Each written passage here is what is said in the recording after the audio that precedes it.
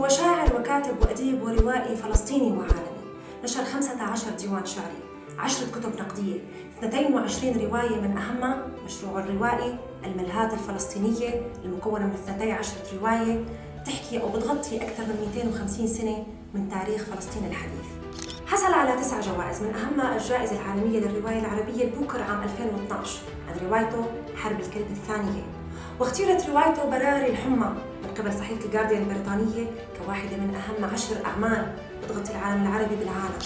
تطوع بعام 2014 الصعود لقمة كليمانجارو برفقة أطفال فلسطينيين كانوا فقدوا أرجلهم بسبب الحرب، وحصل على جائزة كتارا عام 2016 عن روايته أرواح كليمانجارو، ومرة ثانية عام 2020 ليكون أول عربي بيفوز بهي الجائزة عن ثلاثية الأجراس دبابة تحت شجرة عيد الميلاد كفئة للروايات الكبرى. هو صورة لأبجدية فلسطين العالمية ابن قرية البريج الكبير